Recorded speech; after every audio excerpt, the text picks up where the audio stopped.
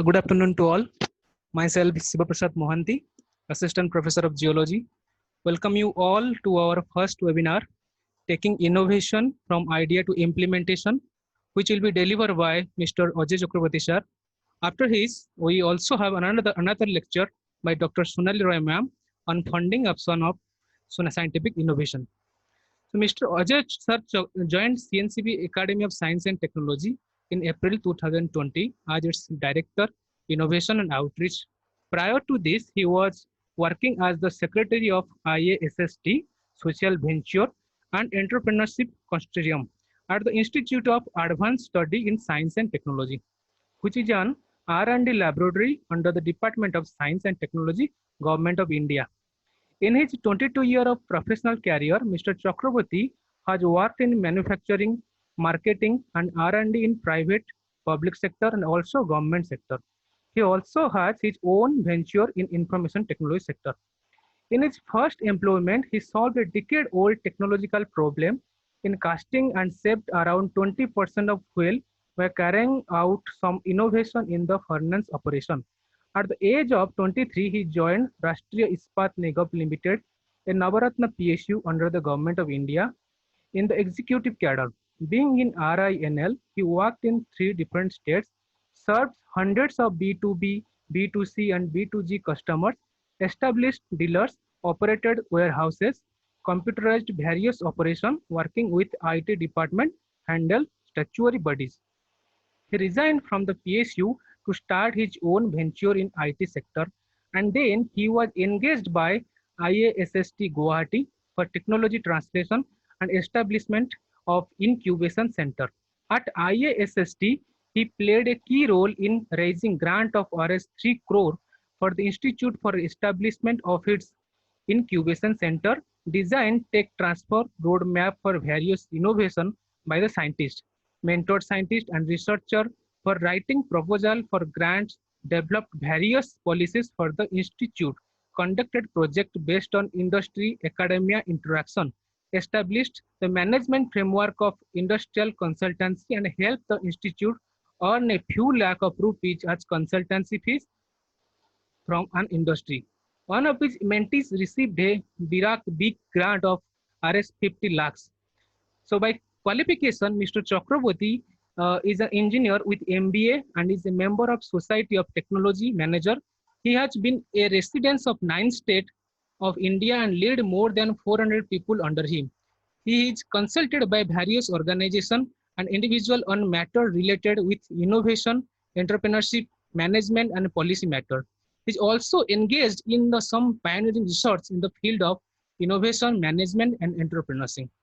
So without wasting the valuable time, let us welcome our esteemed person to deliver his lecture. Okay, uh, sir, Ajay sir, you can now share your screen and deliver your lecture. Thank you. Good afternoon, everybody, and thank you, Dr. Shiva, for this introduction.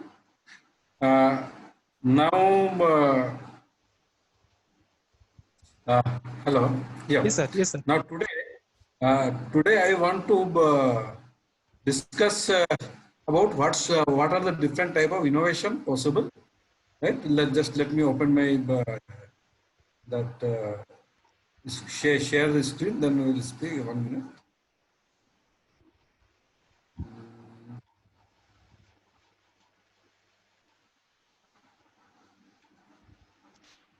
Yes.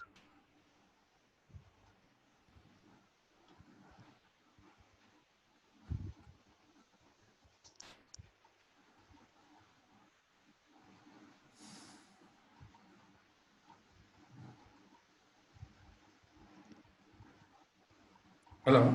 Yes, sir. Is the screen okay? Yes, sir. Yes, sir. It's visible. Because I am seeing certain pop-ups. I don't know. Are you able to see properly? Yes, sir. Yes, sir. It's working. Yes.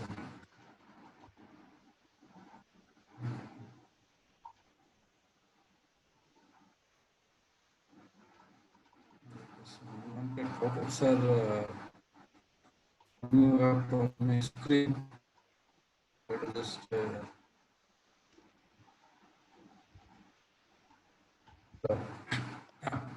it's fine, right? Yeah. So today I am just going to discuss about how an innovation should be taken from idea to implementation. Uh, CNCB Academy of Science and Technology, as I understand, is a very unique type of undergraduate college.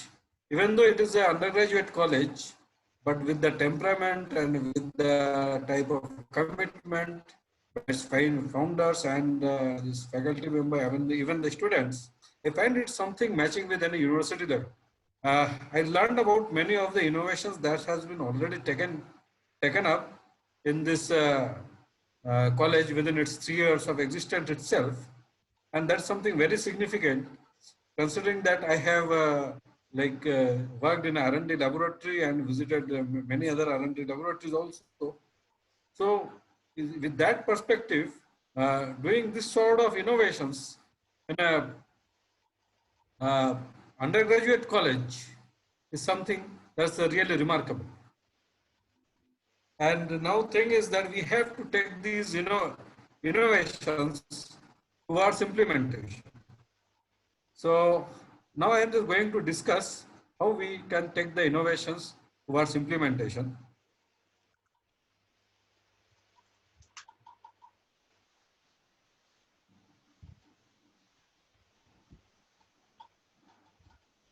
This photograph, I think some of our students and faculties might recognize. This became a very prominent picture a few months back. This is of this picture is a Bandicoot. That's a robot. That is for cleaning the sewage tanks and the sewage pipeline. Interesting part is that this robot was made by 4 college students while studying in the college itself in Kerala. And once they developed this robot, then they participated in certain competitions organized by DST and in coordination with that FICCI and Tata Foundation and all. There they got certain further grant money. With that, they established a company called Gen Robotics. Just after passing out of the college, they established their own company. And then they started developing the product further. Additional funds also came from investors.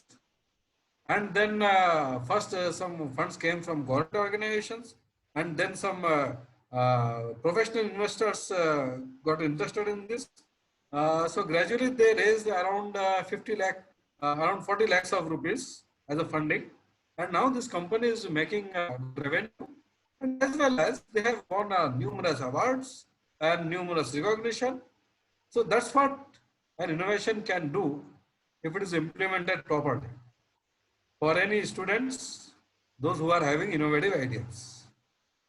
So while we think for taking our, like while we study and think that after that we will get into job and we will find out some sort of either in government sector or private sector, whichever.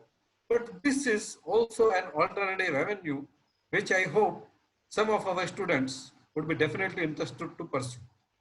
That is, you develop certain solutions, then get recognition for that, get funding from different agencies, create your own company, and become a boss, become an employer instead of being an employee. So that is the possibility out here. So Gen Robotics, they are based in that one Technopark campus in Kerala. So Technopark campus is again an incubation center only. I think I'll just.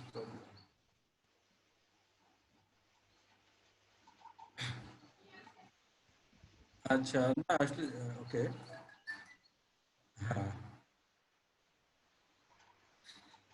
So now we saw that there were 4 people in the team. So I'm just going to discuss like what exactly is required for taking an innovation into the implementation. Because there's another significant fact uh, that around 72% of the innovations fail to generate revenue. That is the international study.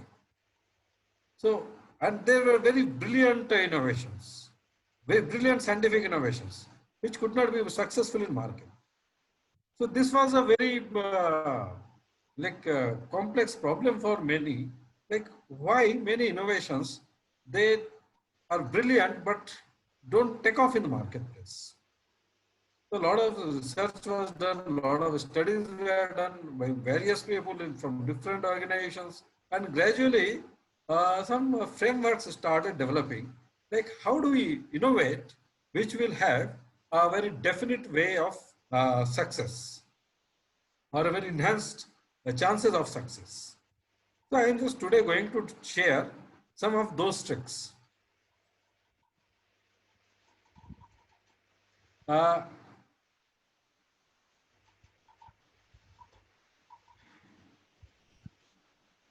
First thing is there that for innovation, there should be a robust team. Now, what is that robust team comprises of? When I mentor many of the scientific like people come up with those innovative projects and come to me, they say, we have got a very good team, big team. Quite often I find that the entire team is made of same type of people. And that is something very disappointing because our innovation team has to be very much well balanced. This is the number one consideration that any funding agency looks for before funding your project. The team should be very much balanced. So when we are going at some deep technology innovation, so basically we are working in a solution domain. However, there is a problem domain. Say we want to develop some say equipment for agriculture. Now agricultural equipment, maybe that is a sort of say physics related issue or that it could be a biology related issue also, right? Or engineering related issue. There might be many technologies for developing certain agricultural some solution for agriculture. However, are the problem definitions are really the same which we are assuming? That is the question. Now we might be knowing certain domain of expertise, that is a solution domain, but the problem domain, agriculture, that itself is a very vast area of expertise. Now one way is that I go and try to find out, read everything about the agriculture and learn about the agriculture. But that is very time consuming and very inefficient way of doing it. So better thing is find someone from agricultural field into your team. And that's how you make a team where people will be from problem domain and solution domain. In fact, in my first venture, I made this mistake only that I was from, I understood some IT background and I thought of giving certain solution into, say, advertisement business. But I was not having a direct expertise in advertisement. I tried to understand the problems of advertisement, but didn't have any person directly from advertisement industry into my team. So what happened? That my solution was brilliant, but when I started implementing in this, then I started realizing that in that particular advertisement field, now there are certain intermediaries, and my product was directly hitting the interest of the intermediaries, and the entire industry was dependent on the benefit of the intermediaries. And there was no way that we could flush out the intermediaries. So it was a very complex scenario. So I personally faced this problem, and that's why wherever I tell people always that please have a person from problem domain as well, even if you are a good innovator, right? So further, once these two domains are happened and there is an overlap, so in this overlap now, what should be the expertise? The expertise should be in the four segments. That's the technical, commercial, legal, and financial. That's how your team becomes robust. Technical, commercial, financial, legal, and there should be a person from problem domain. And then then this team becomes a robust team with which if you apply for any external funding, the funding agency would be more interested to give the funding for the innovation. And here I just remember like what Steve Jobs said about the teamwork. He says innovation has nothing to do with how many R&D dollars you have. When Apple came up with Mac, IBM was spending at least 100 times more on R&D. So it is not about money. It is about the people you have, how you are led, and how much you get it.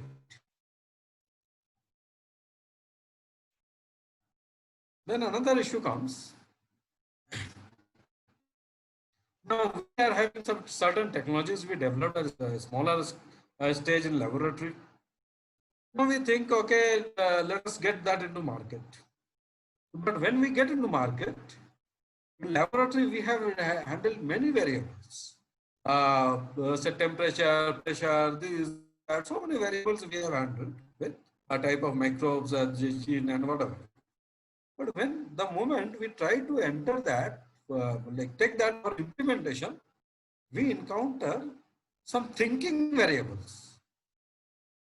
Thinking variables, because they will think when we give something to some technology, they will think and they will adjust their reaction accordingly. That's what we don't encounter while developing a technology inside laboratory. Inside laboratory, the temperature, pressure, and all these things are set according to like laws of physics. But here, when we encounter in the market, we are dealing with thinking variables. Now, which are those thinking variables? Customers, competitors, and regulators. So the moment we plan of technology for implementation, we have to think who will be its customers, what type of segment, customer segment, why they will buy it, what benefit they are looking for it, how much they are ready to pay for it. Then competitors will be always there, whether the competitor is coming directly from the particular technology domain or it is coming from a different technology domain. But there can be competitors and there are regulators. Regulators who will regulate that, okay, you can do this, you cannot do this. If you are doing something in say life sciences, then there are lots of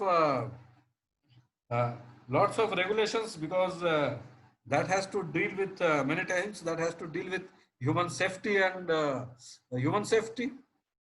So considering that, and among the regulators, we consider even our intellectual property rights also, because certain things you can patent, certain things you cannot patent.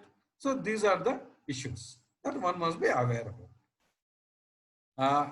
I'm just giving you one small example, like how sometimes we overlook the competitors.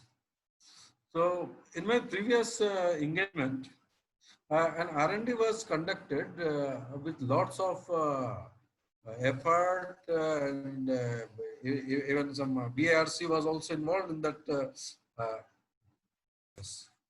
So like in funnel, at every stage that like opportunity starts slowly coming down. Say initially now we find there's a big opportunity here, and when we apply these external forces, we find, okay, now opportunity has shrunk. There are many things we cannot do that. And again, when we apply the resource constraint, because whatever we want, everything we will not get always. So when the resource constraint takes place, then we find, okay, so now our opportunity has come down drastically compared to the previous one. But even then, there is an opportunity, and it's worth doing this exercise of idea validation before starting your innovation work. So now that's what Steve Jobs says, that sometimes when you innovate, you make mistakes. It is best to admit them quickly and go on with improving your other innovations. So you should not stick with idea if you think that you have identified the mistake and the mistake cannot be corrected. Now I'm just go for the what are the different steps of innovation management. First stage is need gap study.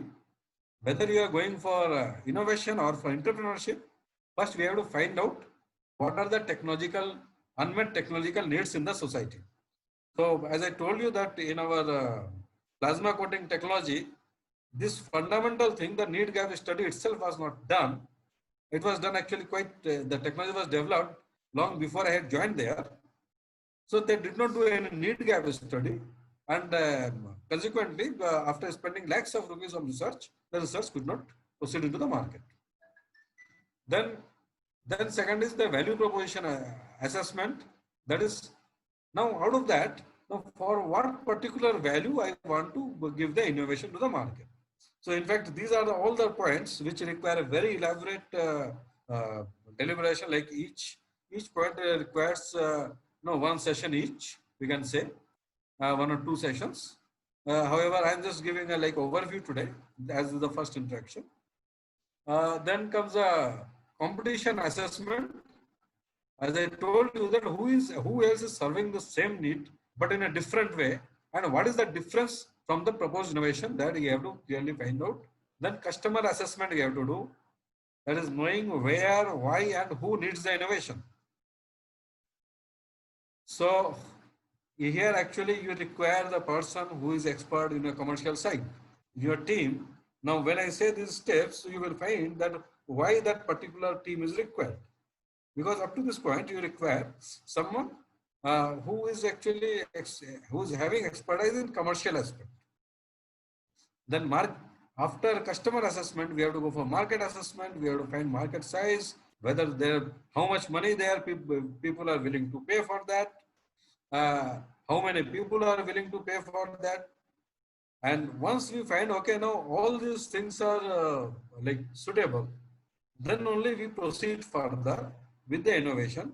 Sometimes it also happens while designing certain innovation roadmap, I realized that okay, the way it was we had designed our innovation, it was actually having a it could successfully target to a smaller customer segment. But if we could design it in a slightly different manner, then it could address a wider customer segment, and its market viability would be much better. So when we do this systematic analysis of these points, then we find, okay, so many things can be done with our innovation. And once we have done the above studies, then we go for, we determine critical success factors. This is a typical management concept. In fact, in the field of scientific innovation, this mechanism was not yet used. But after conducting certain projects, I found that no, this is what we have to do with innovations also. That before we go into developing at the laboratory scale, we must know that what exactly are required by the market, the particular target customer. What benefits? I am not saying what features, but what critical benefits that innovation must provide to satisfy the customer's segment-wise customers' need. Okay. So now this can say something like this product must have at least this much shelf life. It should withstand at least this much temperature. It must withstand at least this much acidity. So various things before we try to develop the product in a significant manner, we have to find out, okay, what these are the critical success factors which our products needs to address. Okay. Then Another thing that regulatory need assessment and compliances, I told you earlier, that also we have to do. Then IPR strategy, we have to work out, like how we are going to patent, design, copyright, trademark. There are various types of IPR, uh, IPR mechanisms. So in which particular type of IPR mechanism our innovation will fall. Okay. Uh, so IPR, I hope people understand, is intellectual property rights. Sometimes in some of the innovations, I have suggested to go for a combination of patent and trade secret as well. So with patent, certain portion will be handled by a patent and certain portion will be handled by a trade secret. So these are the so this is the IPR strategy we have to design, and then we have to design a minimum viable innovation, or people call minimum viable product. So initially we found, okay, now these are the critical benefits the customers are looking for. From there we design, okay, now this is the minimum viable innovation. That's what our final lab work will achieve in this, or people call it MVP also, minimum viable product. Okay, I will just explain this in the subsequent slide. Then technology road mapping. After designing that our minimum viable innovation, a minimum viable product, we have to define the workflow, then milestones in the 9-point TRL scale, and then at how do we validate that whether we have reached the milestone or not, and then for each milestone, what sort of resource we will require. Okay, after generating all these things, then we go for we go for I was about that technology road mapping. Technology road mapping I had introduced. That is now we have to define workflow. So like at different stage, what sort of resources will be required, at what stage, what is our desired target of achievement. Okay, how we are going to confirm that, okay, now we have achieved this target, and further at what different stage, what sort of this resources we will require. Sometimes we can require different type of manpower at different type of different stage also. Even that is also possible. So those things we have to plan. You see, one thing is there that when we speak of innovation, everything will not go exactly as per plan. But nevertheless, we should have a plan and we should try to stick to the plan so far as possible. And when we are not, and if we see that no, there is a requirement of a major deviation from the plan, then it's not that we should go without a plan, then we should redraft the plan. So then when we go for a resource requirement, so some of the resources required are infrastructure and then funding. So infrastructure, quite often in science-based innovation, infrastructure means some good laboratory and the equipments. This infrastructure, sometimes they are available if it maybe sometimes this could be available within CNCB itself. If they are not available at CNCB, they can, some other incubation centers can be accessed for that, or some other mechanisms can be found out. National Innovation Foundation is there in Gujarat.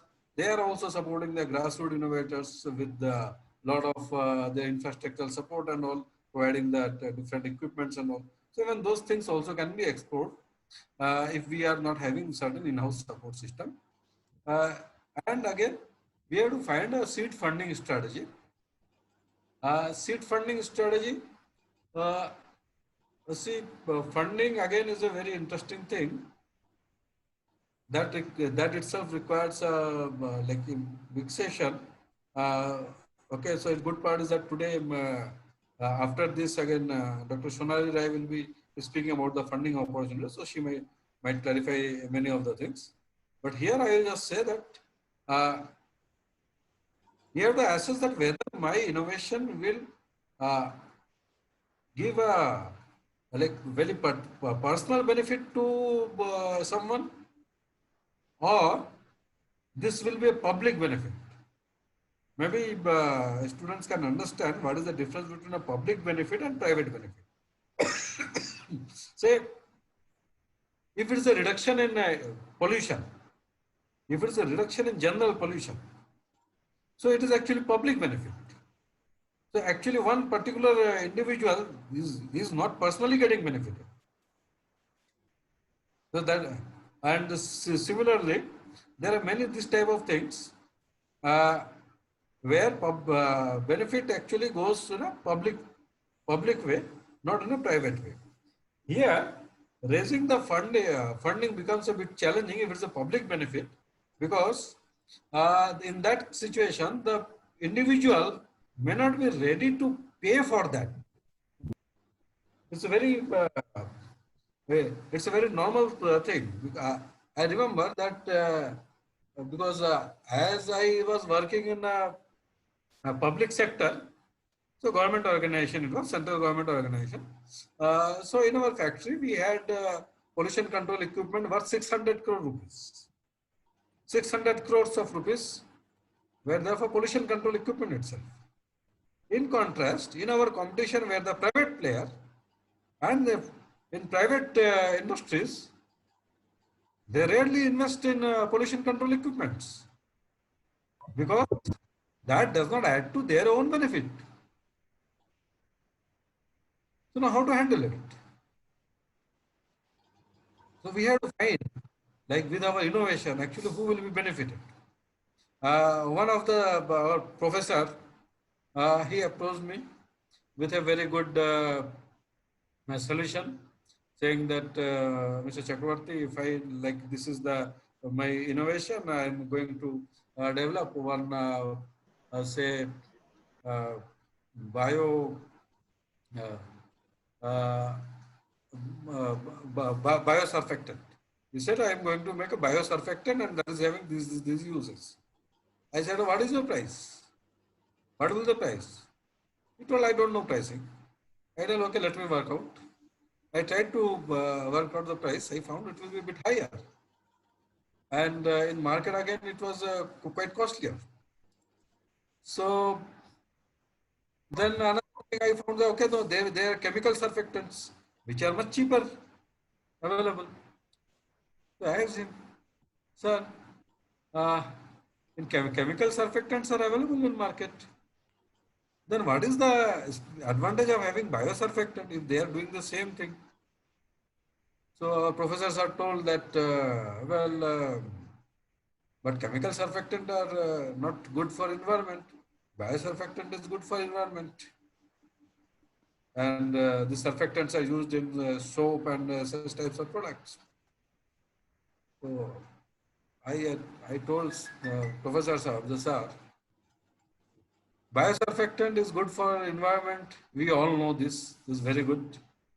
But honestly, which private industry is going to spend more for giving public benefit rather than a private benefit? And even which particular buyer of soap will pay extra for public benefit without getting any extra private benefit? So your innovation should be something that it should at least give some some additional private benefit also to the person. Otherwise, just because it is giving public benefit, it's very difficult to take that innovation to any industry and convince them that, okay, why don't you use it? It's very difficult. So he agreed with that. Because we all know that in Odisha, Durga Puja, I think most of you might be celebrated Durga Puja. And now there are certain committees, Durga Puja committees, they are conducting Durga Puja. And usually the entrance is open for all. Everybody goes there, participates in that. Okay. But those who organize, they know how difficult it is to get the donation for a Durga Puja from the committee members. People are very much willing to pay a huge amount for the saris, new saris and new clothes for the Durga Puja occasion, because that is getting into their private benefit. But they are not willing to pay the donation by which the puja itself becomes viable. This is the ground reality. So this is not good, I know, but this is the real world. And as you are into graduation stage, I hope you would be encountering the real world very soon, or many of you might have already encountered. So these are the realities we have to understand that. So if we are going for any public benefit out of our innovation, then we should try to get funding from the government sectors only through various grants, various innovation challenges. Those are should be our primary funding sources. We should be very careful and very watchful for all those opportunities to quickly avail them. And usually when government requires this sort of innovations which require a public benefit, then they invite some grant challenges through sometimes through Startup India, sometimes from MHRD Innovation Cell, or various different platforms. They throw the challenges, competitions, and the winning innovations.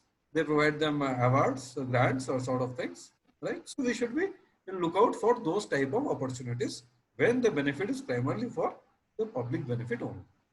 Okay. Achha. Then now innovation is done. I know that you are science people of science, and in laboratory you have been doing a lot of innovations. You are capable of doing the innovations. Now after that, what happens? That all the innovations we may not be able to take up to the stage where it can be commercially viable. Let me give you some very small example that small products, say chocolate, toffee, chocolate, yeah, even noodles, Maggie, and such sort of like many of such things, which are sold maybe at 10 rupees and 20 rupees per packet.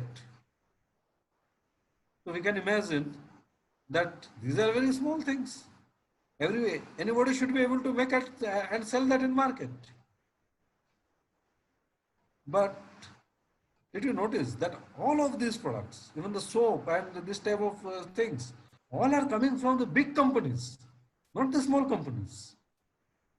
Why so? Soap manufacturing, people know how it is done. Okay. Then many of like toffee manufacturing, chocolate manufacturing, people know how it is done at cottage scale. People know it. But then why in market things are coming from established and big brands? The big major reason is that these products are of very low price, because customers are not willing to pay very high price for a toffee, high price for a soap. That is why when the product price itself is very low, then how much margin you can get out of that, you just think. Okay. So if margin per piece is very small, then for paying adequate salary to the people and maintaining other overhead costs, how many pieces you need to sell? Something very huge number. Okay. Now if it is a large number that you need to sell, then how do you manufacture them? Can you manufacture them at a smaller scale? Maybe not. You need to manufacture them at large scale. And when you manufacture at large scale, then your challenge is that how do you sell them? Because you cannot sell them nearby your residence, near your only your city or town, because you are manufacturing large scale. Then you require a very elaborate marketing infrastructure, a distributor and stockist and all those retailers, all those arrangements will be required. So this is something that we must realize when we are thinking of transferring any technology from lab to field scale, that if it requires a very large scale of manufacturing, then every time it is not possible for us to directly go for manufacturing, then what happens? We collaborate with industrial partners. We need not compete always. If there is someone stronger than us, then we can always think of how to collaborate. Okay? So there are various methods for that collaboration.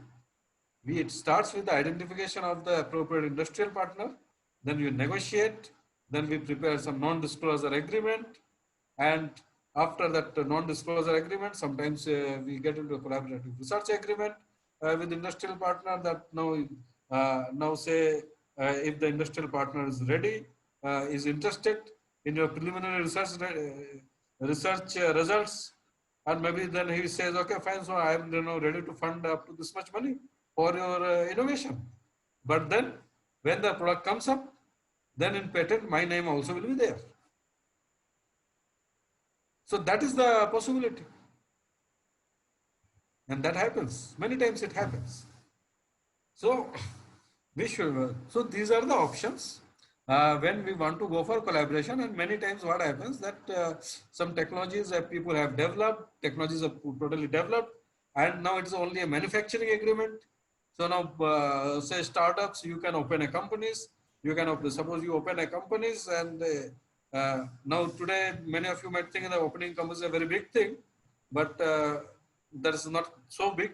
It can be done very easily. And those who are interested, they can contact me afterwards. I can guide you them also. Okay. You can start a companies, and after making the companies, you can invite the big industries to take share in those companies, and against the share, the industries can invest in those companies. And say maybe you are suppose now they have made a major investment in the company, but you have kept only 9% of the share, and you say no, so I will be a director in the board of directors of that company, and simultaneously you run the company. You say to the industry that okay, you run the company, I don't mind, but I will have say this much % of share in that, and I will be getting some salary or something. With a lot of flexible arrangements are possible. Okay. So the technology transfer, I told you that scaling up collaboration is there. Technology transfer is also a sort of part of that sometimes. So sometimes we just evaluate what will be the value of our patent or our design registration and all, find the prospective client, prepare a term sheet, negotiate. So technology transfer agreement, all these things are actually very big subjects within themselves. So I'm just giving an overview today. And then after that, it comes the post technology transfer monitoring to see that, okay, whether you are getting the like royalties or not, right? So every time it is not, you have to go for your manufacturing also. Sometimes you can just transfer the patent, transfer the technology. Actually, it's not a patent transfer. That I must clarify you that it is not a patent transfer. These are basically technology transfer. So one technology, many times, this can have multiple intellectual property rights. So I have developed something. So in that, I can have 1 or 2 patents in the same product, right? So for example, when this our Godrej, when Godrej developed that Almirah without welding, without a join. The Almara, which Godrej Almara, you know what is the this specialty that it doesn't have any join. It is only by folding the sheets, right? So it's way back in year 1909 and 10. So that time they filed on Almara itself in the safe. They had filed around 9 or 10 patents on one product itself. So this happens. This is a very normal thing. Okay. So one product can have multiple patents. Then it can also include design registration, and then sometimes it can be with trademark also. Of course, trademark is not directly with technology, but it's the source of origin. So when we go and transfer the technology, it is basically an agreement. Technology transfer is basically a contract agreement, and under the contract agreement, you mentioned that okay, within this agreement, these technologies are being licensed out, and then there are various styles of licensing also. You can license some technology to some person for only this particular geography. That okay, someone will be only for Odisha, some other company will be for only Bengal, another company will be for Bihar or MP. Like that, you can do that. You can license the technology to some company only for certain uses based. That this technology you will be using only for that agricultural thing. Another company you can license it, or he will be using only for uh, medical purpose. So you might be having same technology, but you can transfer it. You can just say control the thing in agreement in various ways. In various ways, the technology transfer agreements can be drafted, right? So these are also not very something which one should be very like scared of. These are very normal things. It can be done, right? And uh, so when we transfer the technology and through the patent and all, then what happens that people start earning royalty. So every year, people will get certain percentage of the total sales amount as a royalty, or it can be in various means. Sometimes there is some minimum guaranteed royalty clause is also put in the technology transfer agreement, that whatever be your sale amount up to this many years, every year minimum this much amount I should be paid. Okay, and so this type of so the technology transfer, or sometimes we say that okay fine, first is the licensing fees.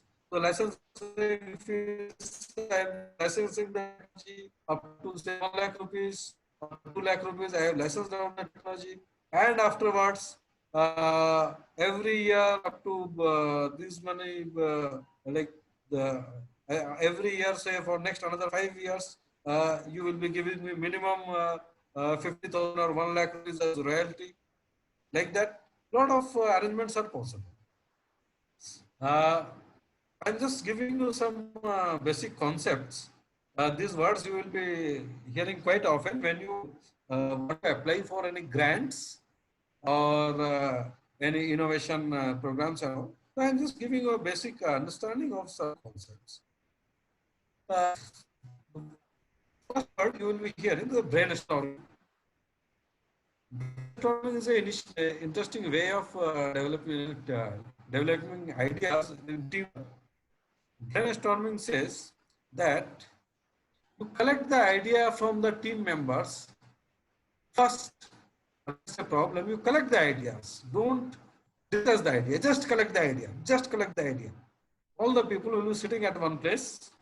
You put a problem, and all the team members, they will be thinking, they will be writing their ideas on the problem, and then all of them will be parallelly placing those ideas to a blackboard or somewhere in a common place, and afterwards those ideas will be discussed within the team one by one.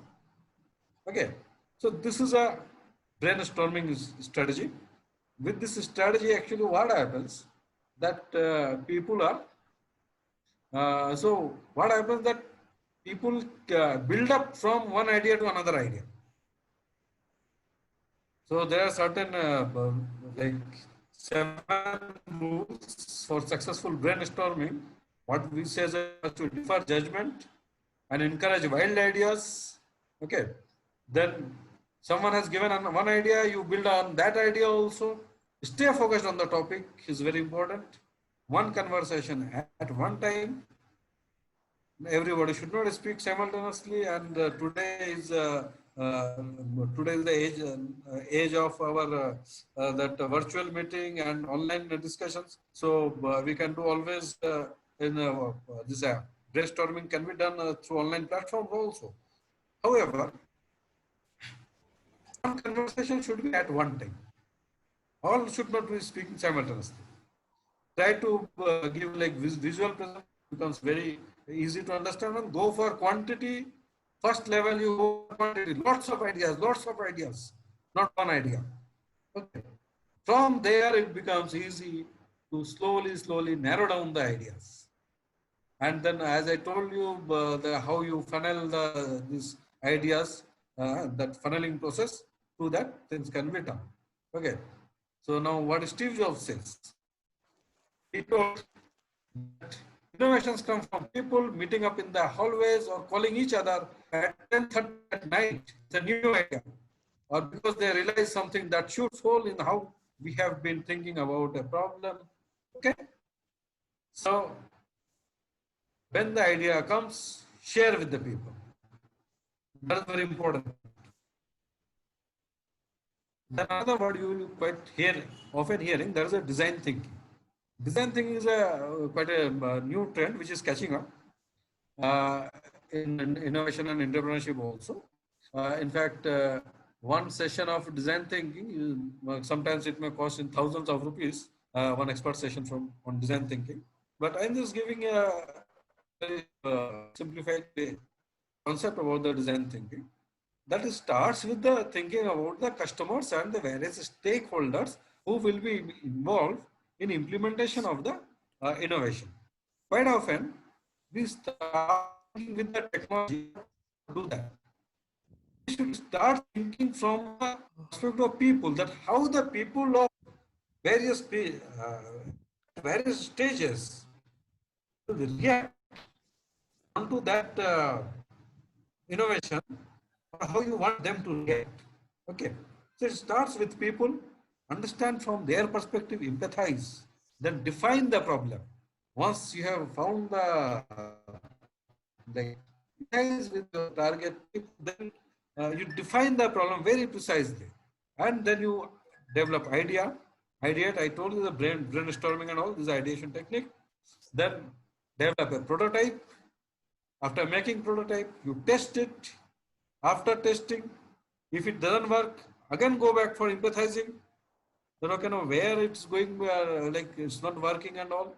So all those things happen. Actually, the design thinking, it's being realized that design thinking is a non-linear process.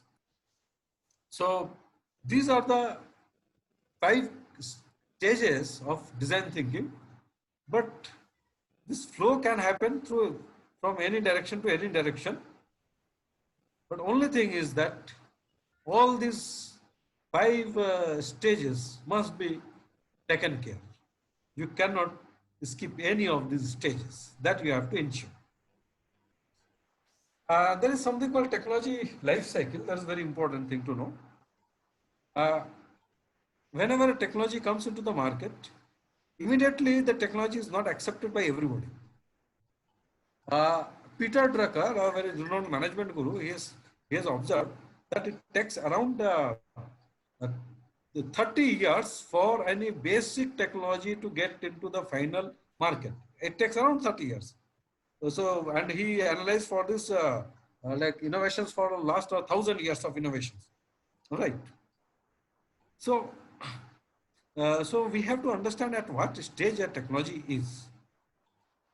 First stage is emerging technology, is a new technology. Then there is a pacing technology, key technology you develop, and then gradually it becomes a base technology that everybody has known this technology and becomes a base technology, right? So say initially, for example, initially when the mouse came, computer mouse, So mouse was not the like only thing, because uh, before were the keyboards. Mouse were something new, and it was something like a novelty. And gradually then people started using the mouse, and like that. And now today mouse has become something like a standard product, which should be there with any computer system. So there's something like this. Okay. So whenever we think of an innovation, we must think at which stage of technology life cycle is our innovation, and up to how much further, up to how many years our innovation can sustain in the market. And the innovation adoption curve is very important to understand. This is called Rogers Bell curve. In 1968, it was developed. So he defined that in market, there are people at different stages. The 5 stages. First are the innovators, then are early adopters, then early majority, late majority, then laggards. Innovators are the people who are more educated, more prosperous, and they can take more risk. So if you are developing an innovation, they will be first. They will be the first people who will be ready to try your product. But then comes the early adopter. They are younger, more educated, tend to community leaders, less prosperous. They actually want to show that okay, now they are interested in leading technology and all. Okay, so like that. But uh, after that, or sometimes they call visionaries also. Early adopters, sometimes they are considered visionaries also. They are actually visionaries. Okay, that they think that okay, so in future this is going to happen like this. Okay, then comes the early majority who are actually pragmatists. They must get some real benefit. They are open to new ideas, but unless they find they are confident of its benefit, they will not invest into that. Then come the late majority. Uh, they are more conservative, and and then comes the laggard. They will accept the innovation only when there is no other alternative idea available, right? So when we are trying success of an innovation at any market, we should think that to which market segment we are trying to address it. Because if we are trying to address directly an innovation directly to a pragmatist, then this will not work out. If we are trying to present my innovation to a conservative or skeptics, then whatever good, howsoever good is the innovation, the person will say, give only a negative comment. Okay. So we should be very careful in selecting our target audience for our testing the innovation. Then this is the minimum viable product. Initially, there was a concept that like we will develop the entire product and that will get into the market. But now the concept has come that first we should develop something which is having the minimum feature, with that its product can function, and quickly take into the market. Let the customer's reaction come, and accordingly you further develop it. Don't like waste so much time, so much energy for developing the perfect product. First, define the minimum viable product. As I told you earlier also, first define that these are the minimum viable products. You develop it, and then get into the market quickly. This also requires like an entire session. The technology readiness level. This technology readiness level, this becomes important for writing grant proposals and all. They always ask, okay, now at what is your TRL scale, and what TRL scale you will want to take it through this much grant. So we should know that this was the technology road mapping. Also, this becomes important. First thing is the basic technology. This is called TRL1 and TRL2, and somewhere between TRL2 and 3 stops. Then comes the research to prove feasibility. Then comes technology development. Then technology demonstration. Then you develop system and subsystem technologies, and then system test and launch and operation. That is the last stages. This is the thing. So at different stages, there are different funding schemes. Usually, your private industries and private investors, they become interested to fund only if a technology is at up to a TRL 7, and if it is below TRL 7, then you must TRL 6 or 7. If it is below that level, then you should always try to find some government funding agencies through some grants, some BARAC big grant, then DST grants and other things. So that becomes the easier way to do it. Okay. And with that, now today I end my session. I hope it overshot the time, but anyway, I hope people got benefited with this. Thank you, thank you, sir, for the Okay. very wonderful lecture. So there are some questions the participant ask in the chat box. Basically, Okay. so one question from RN: after innovation, when should one file for the patent, and how long it takes to complete the patent process? Okay, that's very, very interesting and very normal question. After innovation, when you have found like an idea is you have developed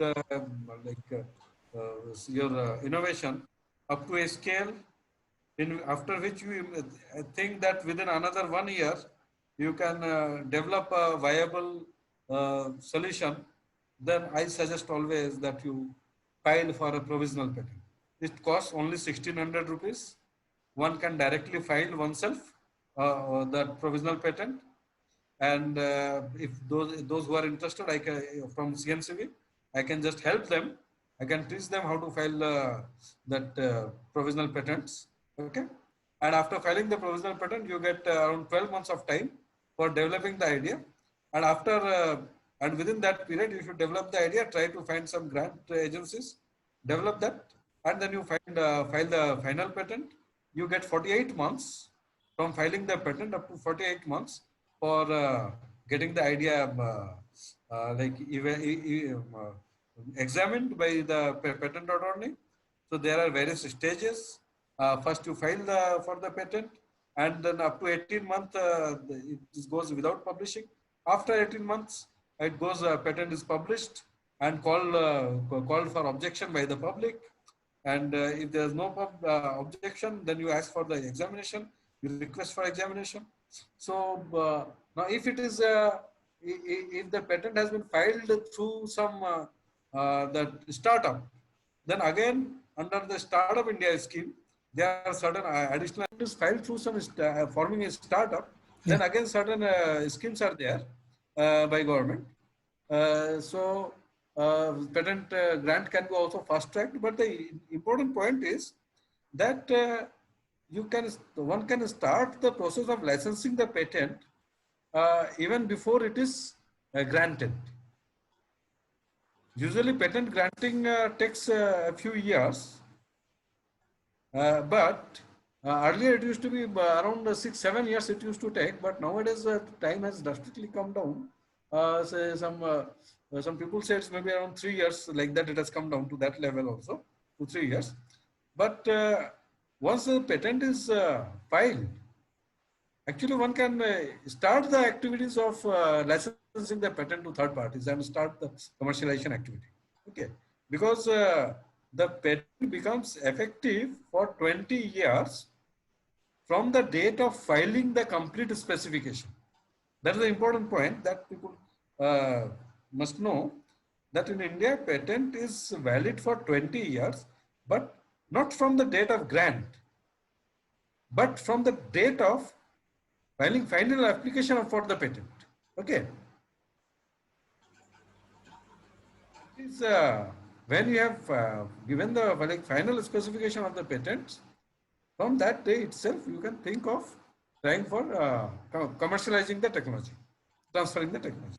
Okay. Okay, sir. Thank you. Thank you for this wonderful lecture. So, on behalf of the CNCP Academy of Science and Technology, I extend a really hearty vote of thanks to our guest Ajay sir, who spared time from his busiest schedule to grace the occasion. Today, we had an opportunity to hear your thought, and this will surely be going to encourage us in our future events. I also like to invite to join the next lecture also. Okay. Thank you, sir. Thank you. Thank you, sir. So participant, our next lecture will be after some 5 minutes. So we already have given you the ID, password and link also. So join after 5 minutes. So see you there. Thank you.